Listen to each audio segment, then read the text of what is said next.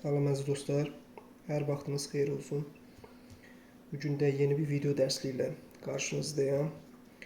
Bugünkü video dərsimizdə ən axırıncı çəkdiyimiz videoda tək yol dəyişənlərin elektrik sxemini izah eləmişdim. Bu elektrik sxemində yol dəyişənlər gərginliyi necə daxil olması, blok daxilində necə keçməsi və nəzarətin necə verilməsi barədə danışdıq. Bugünkü video dərsimizdə də cüt yol dəyişən barədə danışmaq istəyirəm. Burada cüt yol dəyişənin elektrik sxemi göstərilib. Bu yol dəyişəndə demək olar ki, birinci sxemlə ikisinin arasında elə bir böyük bir fərq yoxdur. Burada sadəcə fərq ondan ibarətdir ki, burada 2 ədəd yol dəyişəni var. Bu 2 ədəd yol dəyişənin bir-biri ilə sxematik əlaqəsi var ki, bir yol dəyişən çevrildikdən sonra digərinə gərginlik gedir. Bunun barəsində sizə məlumat verəcəm. Bir də burada fərq ondan ibarətdir ki, burada 2 ədəd S blokundan istifadə olunur. Bu S blokları niyə 2 ədəddir? Buna da məlumat verəcəm. Burada deməli NSS bloku, deməli 2 ədəd SP blokları, MPS, yəni PS bloku, RPB, RMB, PPR və motorun qoşulma ardıcıllığı göstərilib. Deməli, necədir? Burada 2 ədəd yol dəyişəndə gərginlik bildiyimiz kimi stansiyaya ən yaxın olan yol dəyişənə həmişə daxil olur. Məsələn, burada SP3 və SP5 yol dəyişənləri quraşdırılıb. Bu yol dəyişənlərdən tutaq ki, necə deyirlər, burada SP3 SP5-dən məsələn əvvəldədir və ya SP5 SP3-dən əvvəldə olsaydı, məsələn stansiyaya yaxın, birinci SP5 çevriləcəkdi. Amma SP3 SP5-dən yaxında olduğuna görə birinci SP3 çevriləcək. Burada SP3-ü çevirən, burada PPR dediyimiz, yəni PP3, PPR 5000 reləsidir ki, bu relə vasitəsilə yol dəyişənimiz işə düşür. Burada bir gərginlik, yəni burada PPS, MPS, yəni PS blokunun içərisində olur. Burada RPB gərginliyi var. Həmin bu RPB gərginliyi L1, yəni reləyə daxil olur, PPR 5000 relesinə. Digəri isə RMB isə birbaşa burada deməli zaslonka dediyimiz kulçator vasitəsilə yol dəyişənə birbaşa ötürülür. Burada PPR3 5000 reləsi LB1 dövrəsi ilə gərginlik gəlir, RPB dövrəsində gərginlik gəlir və burada PPR-in hansı istiqamətə çevrilməyindən asılıdır ki, o vaxt motorun burada elə deyək də birinci, elə bir ikinci, üçüncü ayaqları var. Burada birinci ayağı ilə üçüncü ayağına burada LB, RPB gərginliyin L1 kabel vasitəsilə bağlanıb. Amma qaldı ki, bu ikiyə RMB isə birbaşa ötürülür. Çünki bu ortada birbaşa gərginlik olduqdan sonra, məsələn, birinci ayağına gərginlik ötürsəz, streka sola elə bir motor istiqamətə dayanmışıq, motorun birinci ayağına gərginlik ötürsəz, streka sağa çevriləcək. Yəni motor sola vurduqca, sola fırlandıqca dişçaklar elə bir əksinə fırlandığına görə yol dəyişəni sağa çevirəcək. Tutaq ki, məsələn, bura plusu, bura minusu, bir strekanı plusa çevirəcək. Amma üçüncü ayağına gərginlik verirsiniz, 2 olduğu kimi qalır. Burada heç birini tərpətmirik. Üçüncü ayağına gərginlik verdikdə isə minus istiqamətinə yol dəyişəni çevriləcək. Eyni qayda ilə SP5 yol dəyişəni də SP3 kimi, yəni SP3 hansı istiqamətə çevrilsə, SP5 də olduğu kimi həmin istiqamətə çevriləcək. Burada mühəndislik nədən ibarətdir? Burada sadəcə olaraq səhvə yol verməmək. Çünki səhvə yol verilərsə, çox böyük bir hadisələr baş verə bilər. İlk növbədə qatarın reysdən çıxması kimi bir çox hallar baş verə bilər. Ona görə də bu hissədə çox diqqətli olmaq lazımdır dejurno ilə, yəni stansiya növbətçisinə əlaqəli işləmək lazımdır. Bu işi hər adama tapşırmaq olmaz. Yəni bunu mütəxəssis, yəni bu sahə üzrə mütəxəssis biri bu işlə məşğul olmalıdır. Birinci yol dəyişənimiz olduğumuz kimi dedik ki, burada PPR-in 112-ci əyağı 41-ci əyağa bağlanır, 41-dən 31-ə verilir. Növbəti 113-cü əyağı burada 21-ci əyağa bağlanır, 21-dən 11-ə ötürülür. Burada PPR-in 121 və 111-ci əyaqlarına isə L1 kabel vasitəsilə EPB, yəni PPS-in burada PS blokunun daxilində yerləşən PPS relsi vasitəsilə LPB gərginliyi gəlir. Bu vaxt SP3 elə bir yol dəyişənini çevirdikdən sonra növbəti SP5 yol dəyişənini çevirməyə ehtiyac var. Bunun üçün nə etmək lazımdır? Burada deməli 22 nömrəli SP3-ün 22-ci əyağından 21-ci əyağına kabel vermək lazımdır. Növbəti olaraq 23-cü əyağından 24-cü əyağına kabel vermək lazımdır. Sonra 33-cü əyağından 34-cü əyağına kabel vermək lazımdır. Və 32-ci əyağından 41 və 31-ci əyaqlarına kabel vermək lazımdır. Bu prosesi düzgün qaydada yerinə yetirdikdən sonra bu zaman yol dəyişən birinci SP3 çevriləcək, növbəti olaraq SP5 yol dəyişəni çevriləcəkdir.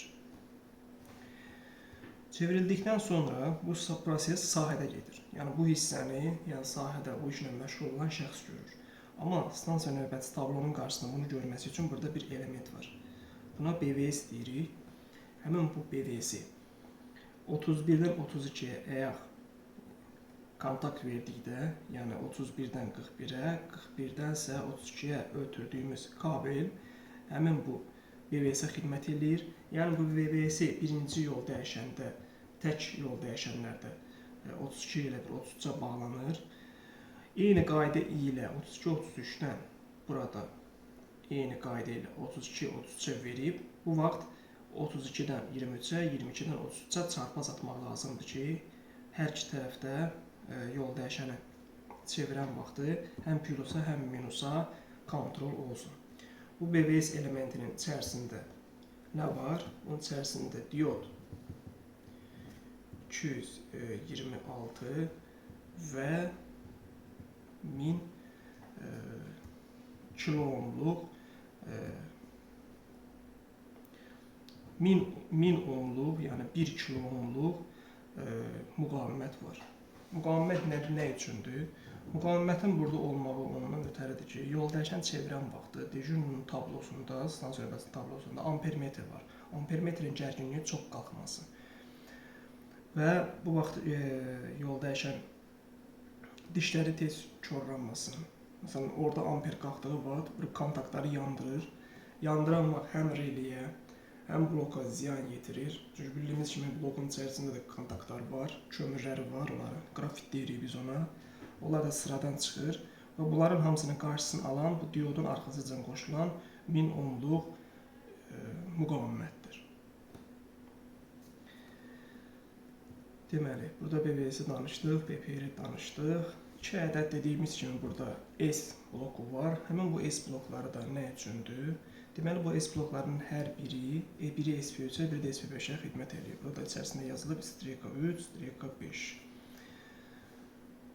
Bu günləri, məsələn, siqnalı açmaq üçün ilk növbədə /-nın yol dəyişəninin kontrol olmalı, yəni nəzarəti olmalıdır. Əgər bir yol dəyişənin nəzarəti cüt yol dəyişəndə verilən elə bir montaj hər iki S blokundan keçir. Əgər birindən keçib, digərindən keçmirsə, bu düzgün deyil, yəni sxematik dərsindən düzgün qurulmayıb. Hökmən burada 2 ədəd S blokundan istifadə olunub ki, yol dəyişən çünki biri digər istiqamətdə olarsa, siqnal açılmasın. Yəni sahədə nəsə bir nasazlıq olarsa, siqnal açılmasın, siqnal işləməsin. Bu hadisənin qabağını almaq üçün, yəni 2 yol dəyişənə 2 ədəd S bloku quraşdırılıb. Eyni qayda ilə burada deməli SP69 bloku da vardır ki, həmin bu bloklarda, yəni zamkaş üzrə 2 ədəd göstərilir. Yəni burada 111, 115, 111, 115. Yəni 39 SP, 5 SP. Yəni hər ikisindən keçməlidir ki, bu yol dəyişən normal qaydasında işləsin. Burada təhlükəsizliyə ciddi şəkildə riayət olunmalıdır. Çünki riayət olunmasa böyük bir hadisələr baş verə bilər. Yol dəyişəndən dediyimiz kimi, deməli, burada NSS bloku var. Həmin bu NSS bloku nədən ibarətdir? NSS bloku ən çox quraşdırılır. Demək olar ki, MRC dediyimiz, yəni mərkəzləşmiş hissələrdə quraşdırılır. NSS bloku, NSS, NSO blokları quraşdırılır ki, burada naçalnik konnes var. Bir naçalnik və konnesi basmaqla burada yol dəyişənin avtomatik çevrilməsi və siqnalın avtomatik açılmasını müşahidə edə bilərik. Yəni NSS elektrik mərkəzləşməsi olan yollarda yox, mərkəzləşdirilmiş hissələrdə, yəni blok relay mərkəzləşmələrində quraşdırılır. Amma tək elektrik mərkəzləşməsi, yəni təkcə relay quraşdırılmış hissələrdə, yəni bunlar olmur. Yalnız MRC-də, MRC-lərdə olur. Yəni ETS-lərdə olmur. Burada əlavə olaraq, burada zelyonun, krasnın, joltunun, yəni tabloda dejunun necə görməsini deyə bilərəm. Burada SK-nın, yəni SK gərginliyi bu relay otağından gəlir. Bu relay otağından SK-nın daxil olması, tabloda isə NS-in həmişə tabloda olur. Bunların yanmasına necə olur ki, tabloda yaşıl, sarı və ya qırmızı yanır? Bunun yanmasını bilmək üçün relay otağında S blokunun içərisində PK-ya, MK-ya baxmaq kifayət edir. Əgər PK və ya MK hər hansısa biri əgər işlək vəziyyətdə, yəni patok vəziyyətdə deyilsə, ikisindən bir patok vəziyyətdə deyilsə, burada qırmızı yanacaq. Amma PK, yəni plus istiqamətdə əgər olarsa, tabloda yaşıl yanacaq. Yaşıl yanacaq. Əgər burada MK patokdularsa, yəni PK-nın düşmüş vəziyyətində, burada sarı yanacaq.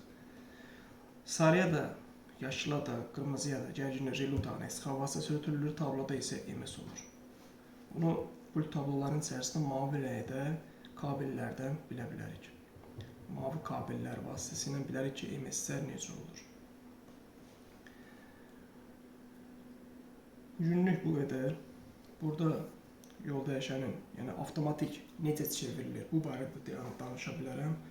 Amma burada bu sxem üzərində göstərmək biraz sizin üçün çətin olacaq. Ona görə mən ayrıca bir sadə bir elektrik sxemi hazırlayacağam.